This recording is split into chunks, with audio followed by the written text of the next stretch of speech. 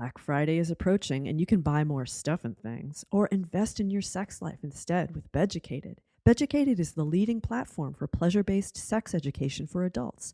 Whether you're single, in a relationship, or exploring your own desires, Beducated is a safe space for everyone, regardless of your sexual orientation or gender. Beducated brings pleasure-based sex education right to your bedroom with over 100 online courses from the world's top experts.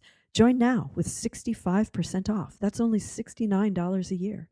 Use code SAVAGE69 and go to beducate.me/savage69 to get the biggest discount of the year. You're listening to the Savage Lovecast, Dan Savage's sex and relationship show for grown-ups. If you're under 18, get out of here, young'un. If you're stuck in a relationship quandary, or if you're looking for sexual harmony, well, there's nothing you can't ask on the Savage Lovecast. I don't feel sorry for Morgan Housley, who has been disappointed by the D in DC. MAGA singles are looking for love in Washington. It's a challenge. That was the headline on Jesus Rodriguez's story last week in the Washington Post about women, MAGA women, who can't find love in Donald Trump's Washington. He opens with Morgan's sad story. A 29-year-old woman who moved to D.C. in April, Morgan expected to have her pick of hot men with six-packs and red hats who are in as big a hurry to get married and have kids as she seems to be. We'll put a link to the story in the show notes. Morgan came to D.C. to work for the American Principles Project. The American Principles Project is a pro-some families but anti-other families hate group that wants to ban gay marriage and abortion, opposes trans rights and gay rights and voting rights, and is maybe 5 minutes away from backing a repeal of the 19th Amendment. Morgan thought she would, once she arrived in D.C., have her pick of men her own age who loved the Lord as much as they loved the gym. Morgan, very specifically, wanted a fit guy, quote unquote. That's what she told Rodriguez, a fit guy who could provide for her emotionally, physically, and spiritually. Morgan thought she would be married and expecting her first child by now. Again, I want to do the math here. Morgan arrived in D.C. in April. It is the beginning of November. She has been in D.C. for 6 months and expects to be married and knocked up already. But the MAGA men her own age that she met in D.C., yeah, they're not living up to the Maha hype. Turns out MAGA men are not fit, as Morgan complained to Rodriguez, an observation that jibes with reports of ICE recruits, MAGA men one and all, failing pretty simple fitness tests. As it turns out, MAGA men, at least the ones who've signed up to terrorize American cities, can't do 15 push-ups. What did Morgan expect? The right wing's biggest stars, MAGA's biggest influencers, podcasters, talkers, and Trump administration officials, they're not exactly manly men. Stephen Miller, Tucker Carlson, Ben Shapiro, Nick Fuentes, all men who were shoved in lockers by high school bullies whose actions we're all being punished for now. And then there are the young Republicans whose racist, sexist, homophobic, and anti-Semitic group chats were leaked to Politico a couple of weeks ago. These are all men in their late 20s and 30s, so not boys, not young at all. Did Morgan see the pics of those guys? They've all seen the inside of lockers, but not one has seen the inside of a gym since high school. The only curls those boys are interested in are curly fries. I will give MAGA Matt Walsh, to be fair, to be scrupulously fair, the pretty much openly fascistic at this point Matt Walsh, is hot and bearded in a kind of gay muscled bear otter sort of way. Not my type, but Walsh could do 15 push-ups and he wouldn't look out of place on Fire Island. But Walsh is pretty much the exception to the dweeby MAGA rule. And sadly for Morgan, Walsh is already taken. Walsh is happily married to a woman he doesn't think should be allowed to vote. But it's not just fitness tests, Morgan's and ICE's, that MAGA men are failing. I felt like being in conservative politics, there would be more like masculine men in the conservative movement, Morgan told Rodriguez. And I find that a lot of them aren't as masculine as I would have hoped. Masculine is doing a lot of work there. What Morgan means by masculine men is men who are not gay. And what she means by men who are not masculine is men who are gay. Gay, gay, gayety, gay. Washington, D.C. is a pretty famously gay town, and as much as it pains me to say this, there are a lot of gay men in the conservative movement. A lot of those guys are fit. A lot of those guys go to the gym. But since going to the gym as an adult man in an urban area is gay-coded, since being fit as an adult man is pretty much gay-coded on the right, insecure straight MAGA men wouldn't be caught dead in the gym. And they are insecure. Again, go read that piece in Political about young Republicans, anti-Semitic, racist, sexist, homophobic, misogynist young Republicans, to get an idea of just how insecure straight MAGA men are. So Morgan, I'm not so sorry to say, is shit out of luck. She's not interested in MAGA guys who can't do 15 push-ups. And MAGA guys who can do 15 push-ups, yeah, they're not interested in her. And seeing as Morgan wants me and other gay people to be single legally all our lives, I don't feel bad about Morgan being single, literally, for the rest of hers. All right, coming up on this week's Lovecast, a woman's bi husband is getting gayer and gayer as time goes on. Is that a thing? And if it's a thing, is it a problem? A woman wonders if she needs to be attracted to her doms, interested in BDSM sex, not so interested, at least not so attracted to the guys who are lining up to top her. And does a newly out lesbian have to give up her long, luscious nails? And on the Magnum, Dr. Justin Mogilski joins me for a What Have You Got? He authored that study that went viral again about how people who are friends with their exes are sociopaths. He is here to say that study is being misinterpreted. He also shares the results of a new study he did into ethically non-monogamous relationships. We've got a new after action report coming out for you on Friday. We've got a new one coming out for you every Friday. This week you hear the tale of a woman who, after years of trying, was finally able to squirt. But the results may shock you just as they shocked her. Listen, subscribe, and leave us a comment on After Action Report. And as some of you have noticed, the 1000th episode of the Savage Lovecast is coming right up. We're going to do a quickies show, an all quickies show for that one. So if you have a quick question of any kind, doesn't have to be about sex, it can be about anything, record it for us. Keep it to under 1 minute and send it to q@savage.love or call us at 206-302-2064 to record your quick question, or go to savage.love and record your question directly onto our website. Your quick question for our 1000th show. And Magnum subs, save the date. Our next Savage Love Live, November 12th, noon Pacific time. If you're not yet a Magnum sub and you want to come to our next Savage Love Live, head on over to savage.love, get yourself a subscription, and join the fun. If you are already a Magnum sub, we will be sending you the link on the morning of the 12th for Savage Love Live. All right, let's get to the first call. This episode is brought to you by Helix Sleep, the very best mattress designed with your comfort in mind. Right now, get 20% off a mattress purchase. Go to helixsleep.com/savage. This episode of the Lovecast is brought to you by the good folks at Squarespace.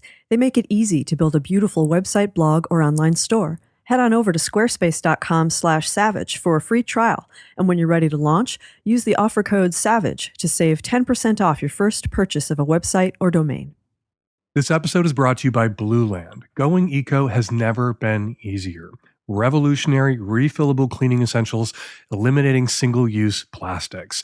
Right now, get 15% off your first order by going to blueland.com/savage. Hi, Dan. 28-year-old cisgender female from somewhere in the desert. And I have a question for you about dom-sub relationships and physical attraction. Now, I have been in talks with two different men at two different times looking for a sub to their dom, I guess. The problem is I'm not physically attracted to either of them. They both have different reasons why it doesn't do it for me. So I was wondering, do you think, or is there supposed to be a physical attraction between doms and subs and just in BDSM in general? Because I know certain BDSM circles or kinks don't necessarily involve penetrative sex. It's like there's something in the air getting so many calls lately from women who are interested in BDSM. I don't think this is what they mean by cuffing season, but it's definitely cuffing season right now for Savage Lovecast and listeners, just different kinds of cups. Look, when it comes to kink and BDSM, it is possible for people to play, to indulge in kink activities with people, to play with people that they're not physically attracted to, because it's like there's a third person in the room with you and you are attracted to that person. It's you, the sub, it's this guy, and then it's the activity. Say you're into bondage. This guy's into tying you up. You're turned on by the bondage, and he's making it possible for you to be turned on by the bondage. And so you're not attracted to him, you're attracted to bowling. You're into bowling and you're going to go bowling with this guy. You're just a bowling pervert. Bowling happens to turn you on. You're not that attracted to the guy you're going bowling with, but it's really great that this guy's willing to take you out bowling. The trick is, as a sub, if you are meeting up with somebody because they've got gear you think is hot, or they're into some sort of dom sub activity and you want to explore that as a sub, but you're not into them, you say it doesn't require penetrative sex, you're going to need to establish that as a boundary. You're going to need to say to this guy, and it might hurt his feelings and it might make him not want to play with you, which can disincentivize saying it out loud because you don't want to lose the opportunity to play. But you're going to have to say to him, look, I'm into this, I'm into that, but you don't have to say I'm not attracted to you. He'll get it. You don't have to say that explicitly or bluntly. All you have to do is say, hey, I'm up for bondage and this kind of impact play, and dildos are toys and this and that, but not into penetrative sex, don't want to have oral sex, not into kissing. I just want to do kink. I want to do X, Y, and Z with you. And you're going to have to be really clear about that. Or you may find yourself in a situation where, you said, I want to do this and BDSM and kink, and he assumed that meant you were also interested in fucking around, because for him, BDSM is the bondage and the sex. What you need to say to him is like, for me, the bondage, or whatever it is that you're interested in doing with this guy, it is the sex. And it's all I'm interested in. And we can explore this together, but you're not going to fuck me, and I'm not going to suck your dick or eat your ass or eat your face. We're not going to make out. A lot of people into kink play with subs. A lot of doms into kink who have the gear, who have the playrooms, who have the skills, will play with subs that they kind of know, even if it's not made explicit, aren't attracted to them physically, but they're into the gear, they're appreciative, they're down to clown, even if they're not down to fuck. So yeah, it is totally possible. In answer to your question, it is totally possible to be a sub, to submit to a dom, to have a really great experience doing kink and BDSM play without there being physical attraction on your side for the dom. And most doms with the skills and the gear know that. And some of them are consciously leveraging it. Some of them cultivate the skills and acquire the gear because they know it's going to pull a certain kind of sub or more subs, or give them more opportunities to play with people who might not just be physically attracted to them otherwise if they didn't have the dungeon, the playroom, the skills, the gear. That Riz. So go for it. But be clear, be blunt, be explicit about your limits and boundaries. You say you're a novice sub. Don't make the mistake that so many novice sub women make, which is compounded by the way women are socialized to defer to men, by worrying too much about hurting his feelings and by not being clear about what it is that you want and what it is that you're consenting to.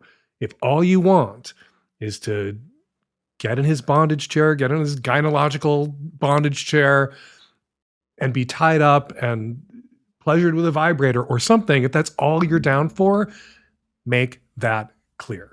A man of my stature and my reputation, a man who has spent more than half his life talking to people about what they do in bed, that man goes to bed each night on the best mattress possible, and that best mattress possible is a Helix mattress, and you will find me and my husband and our various boyfriends laying down on a Helix mattress. The Helix lineup offers 20 unique mattresses, including the award-winning Luxe collection, that's ours, the Helix Elite collection, a mattress designed for big and tall sleepers, and even a mattress made just for kids. To figure out which mattress is right for you, take the Helix Sleep Quiz to find your perfect mattress in under 2 minutes. And then your personalized mattress will be shipped straight to your door free of charge. And with Helix's 100-night sleep trial, you can try out your new mattress, see how your body adjusts to it, and if you decide it's not the best fit, you are welcome to return it for a full refund. Helix offers models with memory foam layers to provide optimal pressure relief if you sleep on your side like I do, or models with a more responsive foam to cradle your body for essential support in stomach and back sleeping positions. Right now, Helix is offering 20% off all mattress orders for our listeners. Go to helixsleep.com/savage. Let them know the Lovecast sent you. helixsleep.com/savage. With Helix, better sleep starts now. Hi, Dan. I'm a queer woman in my mid-40s in the Northeast. I'm calling because about 6 months ago, I separated from my partner, who I had been with for 20 years in a monogamous relationship. Since I separated from him, I've been dating non-monogamously and have been having a really pretty wonderful time.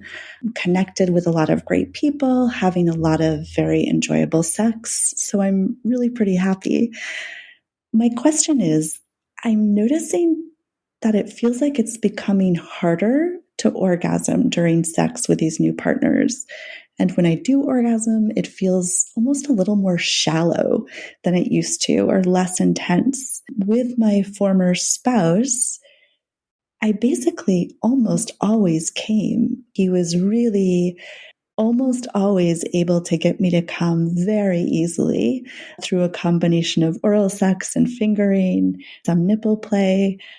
But with these new partners, I feel like even when I give them like guidance, or even when I try to replicate with them what my former spouse would do, even when I use a vibrator, like even trying all these other things, I'm not reliably able to orgasm. And again, when I do, it's like sort of a weaker form.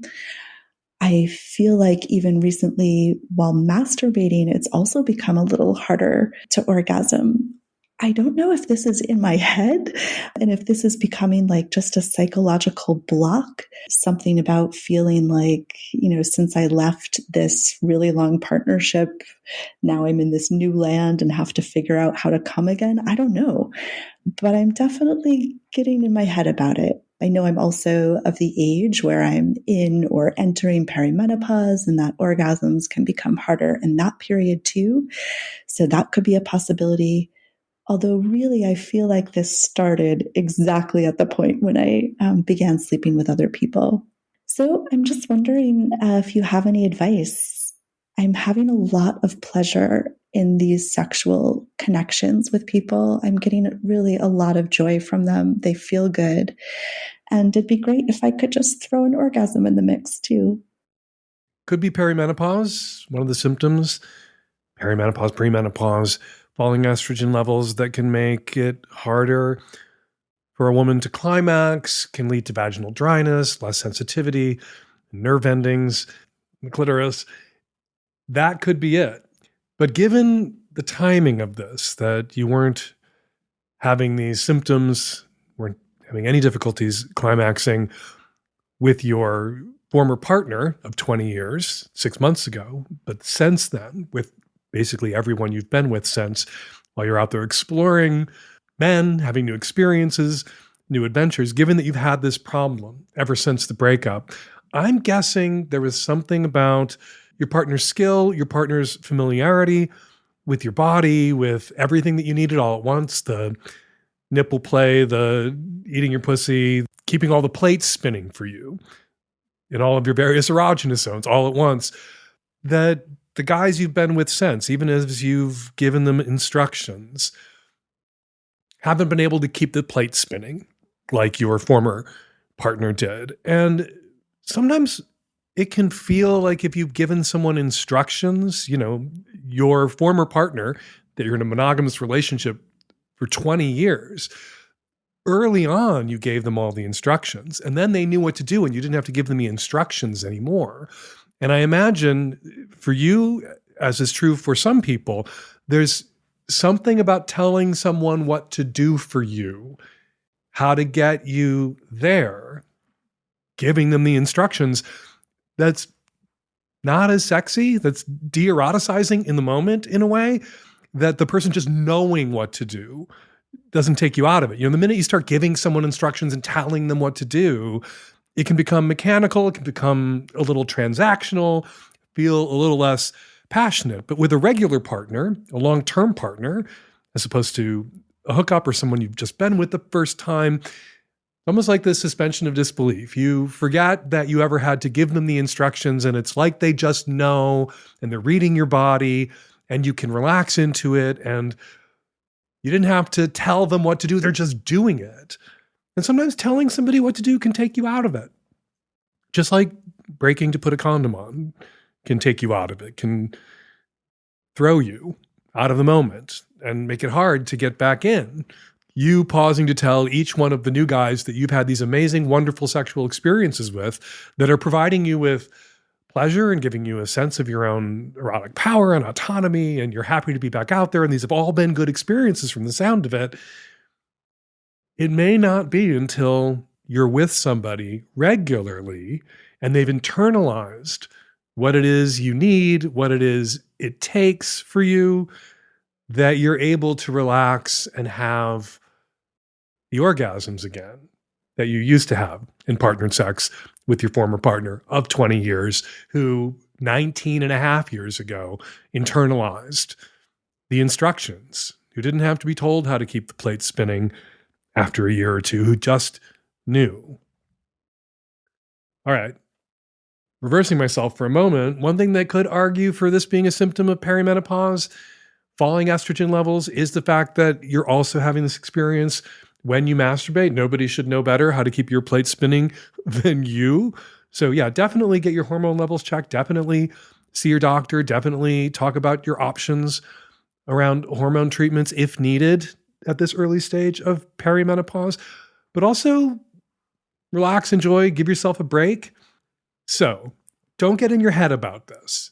Even if this is your new normal, you're still enjoying sex, you're still having orgasms, you're still climaxing, just in different ways, different levels of intensity. And I have this hunch that once you have, if not an exclusive monogamous partner again, but a regular sex partner, someone that you feel safe and comfortable with and intimately familiar with, somebody who's internalized your instructions and needs, what it takes to get you there, how to keep your plate spinning, that your orgasms will ramp back up again to the intensity that you used to enjoy.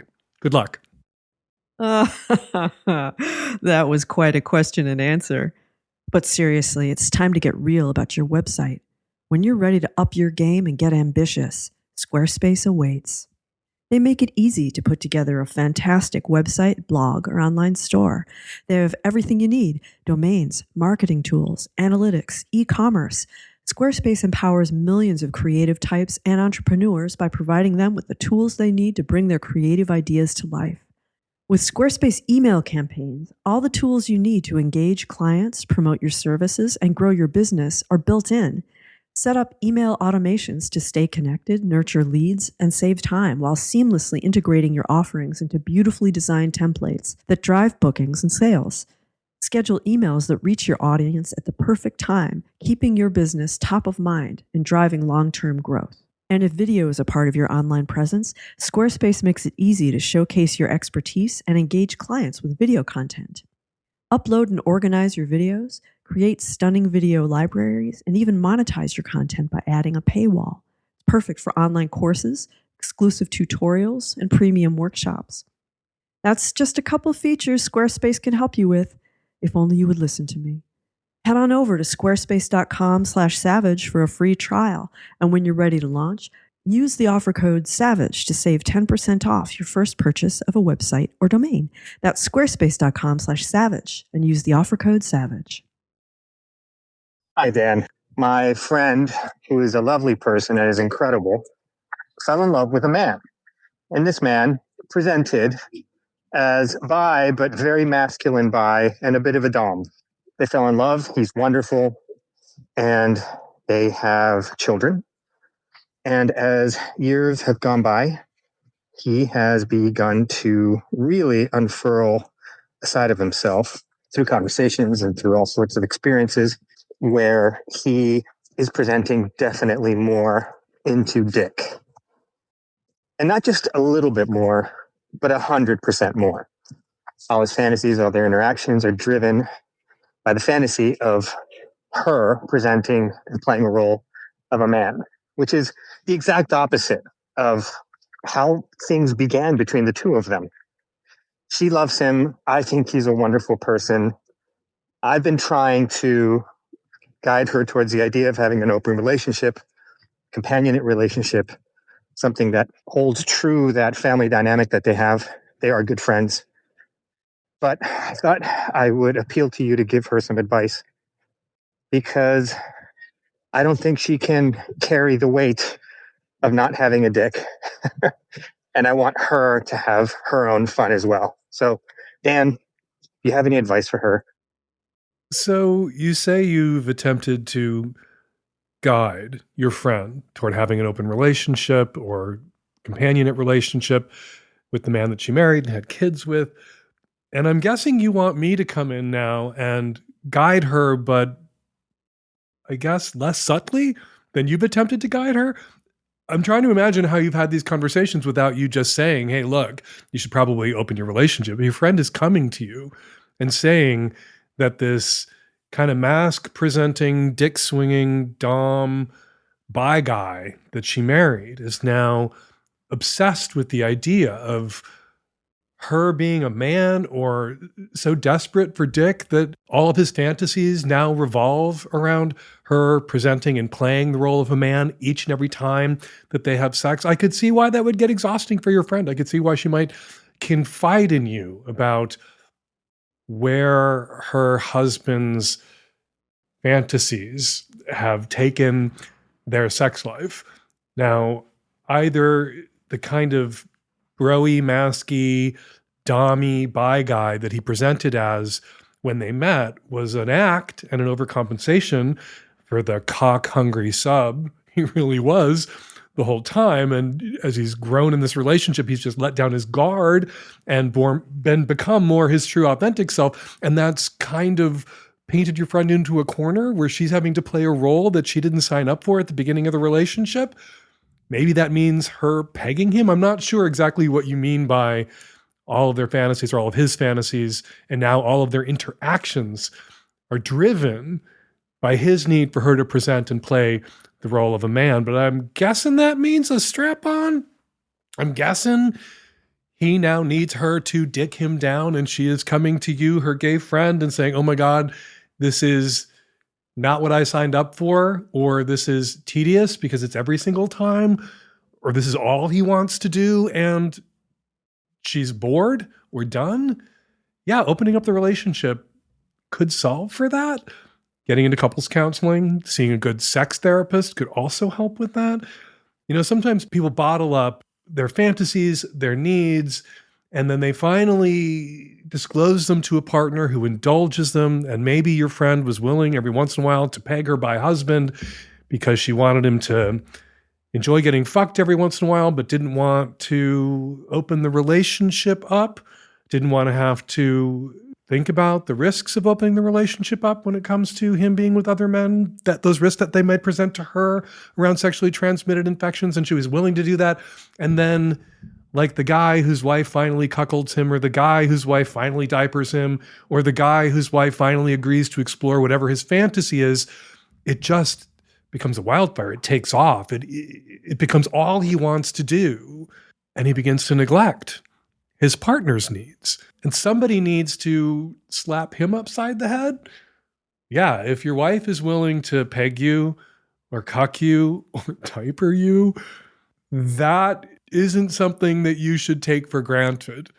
Her, a GGG spouse who's willing to go there, do that, indulge your kink or your fetish, or find a way in the context of your monogamous relationship for you to explore your bi side, if you go nuts and then that's all you want to do and your fantasy, your need is driving everything, your needs are the only needs getting met, eventually your wife is going to not want to fuck you anymore and may even leave your ass. And then you'll have to start over with somebody else. Okay, this is me giving advice to the husband here. You're the friend of the wife. Yeah, tell her, look, you need to tell him, I don't want to do this every single time. Having to do this, whatever this is, you don't say. Having to do this every single time is making me not want to do it ever. Not want to be sexual. Because it's all about you, all about your needs, and no longer about mine. And I need you, she should say to him, I need you to be the guy that I met. I need you to be the guy that I signed up for. I need you to be that guy, not exclusively, but that guy too. And he should be willing and able to do that, even if it was an act at the beginning of their relationship. He knows the lines, he remembers the blocking and dialogue, he can still do that act. Especially if part of what he's getting for still playing that part, playing that role, is every once in a while, even every other time would be better than every single time, his wife is happy to strap it on, bend him over, and fuck the shit out of him. You shouldn't be taking that for granted. Most of us indulge a bit during the holidays, an extra serving of this, another slice of that. No judgment. But did you know all the extra cleaning you're probably doing during the holidays could mean you're putting more microplastics into your body? That's not the extra helping you had in mind, is it? That's why my family made the switch to Blue Land for all of our cleaning products, especially during the holidays when most of us spend more time cooking, hosting, cleaning, and cozying up indoors. Blue Land products meet the highest standard of clean. They're effective yet gentle on people and the planet. In fact, Blue Land was named an EPA Safer Choice Partner of the Year. From cleaning sprays and toilet bowl cleaner to dishwasher and laundry detergent tablets, Blue Land's formulas are 100% microplastic free. Made with certified clean ingredients, free from chlorine, bleach, and harsh chemicals, Blue Land's products are safe to use around my family and our pets. You will love not having to choose between the safe option and what actually gets your home clean. At my house, we are particular fans of the Blue Land dishwasher tablets. They're proven to perform better on baked-on, burnt-on stains, no rinse aid needed. They work, and they're easy to use. And even better, Blue Land has a special offer for my listeners right now. Get 15% off your first order by going to blueland.com/savage. You don't want to miss this. Let them know the Savage Lovecast sent you. Again, blueland.com/savage for 15% off. blueland.com/savage to get 15% off. Dan, is there such a thing as a hetero leather daddy with no misogynistic tendencies? Just asking for a friend. Is there such a thing as a hetero leather daddy with no misogynistic tendencies? I'm tempted to be glib and say something asinine like, responding to your question with a question of my own, is there such a thing as a homo leather daddy without homophobic tendencies? When I think about people into BDSM, when I think about the kink porn that I've watched, when I think about some of my own kinky experiences, a lot of homophobic terms get tossed around. Yeah, like one guy talking to another guy, telling another guy to get on his knees and suck his dick and call him a faggot, or it's saying he's just a hole or getting him to say he's just a hole. Kind of weaponized, homophobic, eroticized abuse going on there. But of course, it's different when one gay man is doing that to, with, and for another gay man, because the guy calling the guy who wants to suck his dick or take his loads a faggot is also a faggot. So what you've got here are two gay men in a kink scene playing with the powerful, emotionally resonant dynamics or fallout from their lived experience, the both of them, with homophobia. What you often have, maybe, in straight kink scenes is a leather daddy, a dom, who, in your experience, you've encountered several of these in a row from the sound of things, from, I'm assuming, inferring from your question, you have guys who are unconsciously leveraging, weaponizing, wallowing in their misogynistic tendencies in not a thoughtful or intentional way, not the same way two gay men who are both out and gay, who've, of course, been subjected to homophobia, who may still have some internalized homophobia, who may be externalizing that homophobia in a kink scene and purging it in a cathartic kink scene. Yeah, that straight guy who's into dom subsex as a dom and wants a submissive woman may have unexamined misogynistic beliefs or tendencies, internalized misogyny that he hasn't confronted or thought about. That said, in answer to your question, are there guys out there who are into BDSM? Are there straight leather daddies who aren't misogynists? I'm going to have to climb out on a limb and say, yeah, it may be that you haven't met one yet, but that isn't proof that they don't exist. The absence of evidence is not evidence of absence. And when you think about it, it's not just people who are into power exchange, into eroticized power differentials, who are straight males who may be subject to or still harboring misogynistic beliefs, internalized and subconscious, or internalized and externalized and fully conscious misogynistic beliefs. I think that kind of guy, though, is going to be underrepresented as a percentage of the population in kink scenes, that kind of straight guy, as opposed to just, I don't know, the trad wife scene, conservative MAGA type men, most of whom are vanilla, almost all of whom, I would say, by evidence of the piece of shit they voted for, misogynists.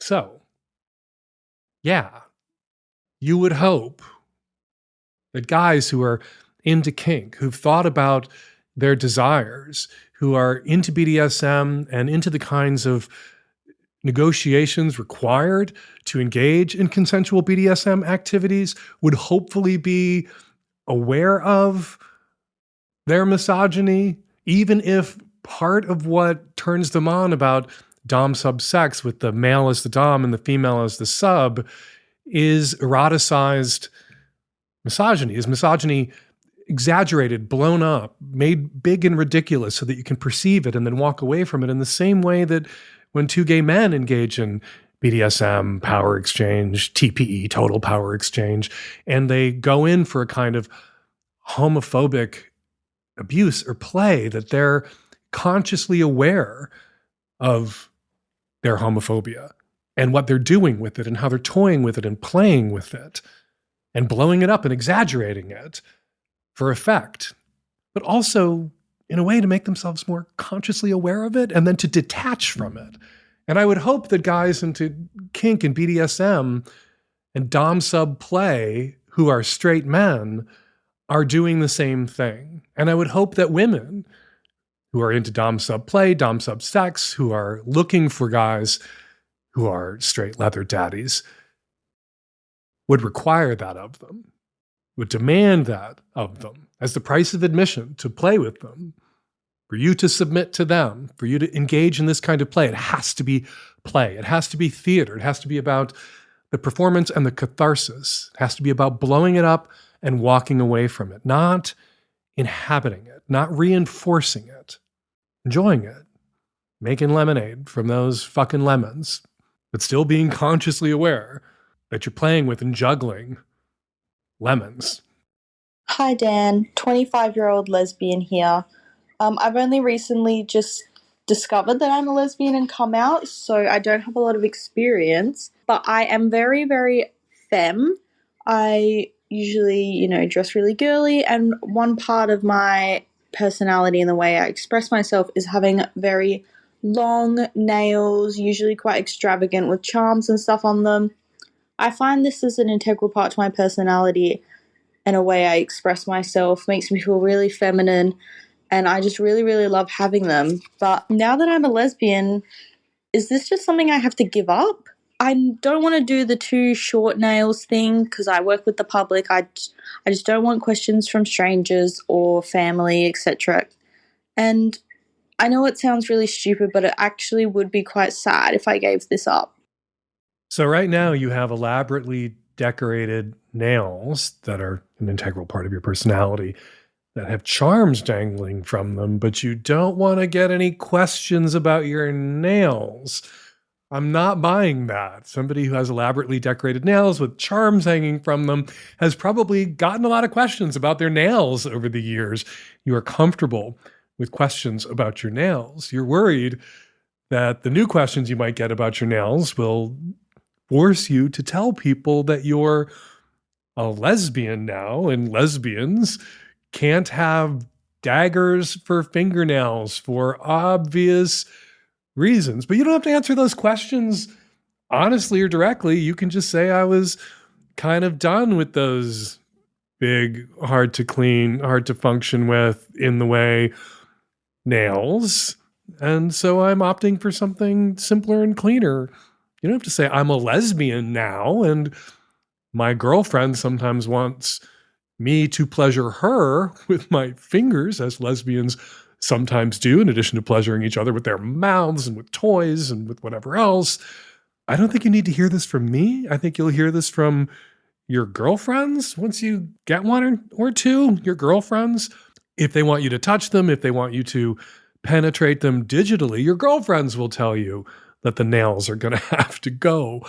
But hey, you could get a butch. You could get a butch girlfriend who wants a pillow princess, who thinks your nails are hot and isn't interested, doesn't desire you to touch them, to penetrate them with your fingers, or stimulate their lesbian clitorises with your fingers in the same way that they stimulate your clitoris with theirs. And then you can have your nails and your lesbianism and your very first girlfriend too. But very few grown-up adult lesbians, very few of them have nails that survive the arrival of their first girlfriends for all sorts of obvious and practical reasons. All right, time for listener feedback. First up, a few comments listeners left in the comment thread about last week's show. Says Megs, for the exhibitionist who wants to be seen walking around his house naked and aroused, I think he imagines his preferred target audience, young, attractive women, will be the ones who enjoy the view through his open window. But as Dan pointed out, the problem is everyone can see. I worked in forensics, Megs continues, and had clients who did the same thing. They wanted adult women to see them, but they wound up being seen by children, and they were treated like pedophiles by the justice system. It happens more often than it makes the news. So, fair dues warning to that caller. I said you risk being charged with indecent exposure if the cops find out about you wandering around your house with a heart on, naked, and the curtains open, but you could face, as Megs points out, far worse charges. Says Reverend Matt, I have been attending and working on drag shows, sound, lights for 35 years, and I don't think I've been at one show in the last decade that didn't have at least one trans performer. Of my dozens of trans friends, almost all are fans of drag shows, Reverend Matt goes on. Like anything, it's entirely possible for a drag or metal or punk or rap or folk or burlesque or circus art show to be misogynistic, racist, transphobic at all, but it is not inherent to the art form. Couldn't agree with you more, Reverend Matt. Says The Clam, to the woman in the open marriage whose 49-year-old husband can't find anyone while she's knee-deep in new boyfriend dick. Hi, I'm a 49-year-old happily married woman exploring ethical non-monogamy with my husband, and I'm fit, educated, and don't know how to get this going. We should chat. All right, obviously the Clam wants to meet the caller's husband, which is fine, and listeners who want to meet callers are free to jump into the comment threads and exercise their rights to free speech under the First Amendment. But once again, for the record, I can't hook my readers or listeners up with each other directly. That is what the lawyers tell me. But hey, I can't stop listeners from jumping into the comment threads to try to connect with callers. But please remember, while it is of course a good sign that someone is a listener or reader of mine, you will need to do your own screw diligence and use your common sense before meeting up with a stranger, even a stranger whose call you heard on the Savage Lovecast. Savage Love, one of the only places on the internet where you should always read the comments, especially if you had a call on the show, because you never know if somebody wants to maybe connect with you. But if you just have something to say about something I said on this week's show, you should also exercise your First Amendment rights to free speech by going to savage.love and having your say. And now, Savage Love listeners who left voicemails on our answering machine about last week's show get the last word on this week's show. Hi, Dan and Nancy. This is a response to the caller in episode 991 who was really struggling to have anal penetration even for medical reasons. And it was discussed that he should not bring poppers to the doctor, which is absolutely correct. But why not experiment with poppers at home to make it feel safe, or with a lover to make it feel safe to digitally penetrate oneself, or have a lover digitally penetrate, or play with toys to get you accustomed to the feeling in preparation for your medical exam. Hi, as a straight woman in a non-monogamous marriage, I have feedback for the two callers in episode 991 on getting contacts and new partners and getting out and using apps. Firstly, please make sure your profiles are connected. Yes, we know dick is everywhere, but if your profiles are connected, you are showing that, yes, this is all above board, your spouse knows, this is not cheating, and have your spouse give you an assist. Your wife could put on her profile a field, hey, if you want to know a little bit about my husband, he is a sexy guy with a gorgeous dad bod, strong muscular shoulders, a beautiful ass, and a gorgeous cock. He also is a service top who will make sure to take really good care of you. I did that on my field profile, and my spouse immediately met his current secondary partner. Hi, Dan. I'm calling in response to the Harper's Gooning article. I don't feel like that article truly portrayed the gooning community in an accurate way. I am a 51-year-old gay cis male, and I've been part of the beta and gooning communities for about 5 years now, and my experiences have been nothing like what that article portrayed. I have found the guys to be very welcoming. I've built some really solid friendships over the past 5 years. There's a real bonding and brotherhood connected with the baiting and gooner communities. Gooning is about really letting yourself go and having no shame and no fear. It's very freeing and liberating. And I think everyone should really just give it a try. And we are going to leave it there. Got a sex question, got a relationship problem at savage.love/askdan. You can record and upload your question or your comment directly onto our website, or you can make a voice memo on your very own phone and email us your question at q@savage.love, or you can call us at 206-302-2064. Hump, the world's best dirty little film festival, screens in Austin, DC, Detroit, and Brooklyn this weekend. This is your chance to watch porn the way your grandparents did, sitting next to strangers in a movie theater in the dark. You also have 1 month left to submit your Hump film for Hump 2026. There is no fee to enter Hump, and every filmmaker who makes it into the festival receives a cut of every ticket sold, and filmmakers are eligible to win up to $10,000 in cash prizes. Don't forget, new episode of After Action Report comes out this Friday. If you want to be a guest on an After Action Report, if you tried something new and you need to share, vent, process, brag, or cry on my shoulder, shoot us an email at q@savage.love with After Action Report in the subject line. Follow me at Blue Sky at Dan Savage. Follow me on Instagram at Dan Savage. Follow Dr. Justin Mogilski on Twitter at Justin_Mogilski, and on Blue Sky at Justin Mogilski. To learn more about his research and to read his recent paper, look up Justin K. Mogilski, Mogilski, on researchgate.net. The Savage Lovecast is produced every week by Nancy Hartunian and me and Nancy and the tech-savvy at-risk youth. We will all be back at you next week with another installment of the Savage Lovecast, and back this Friday with another installment of After Action Report. Thank you for downloading.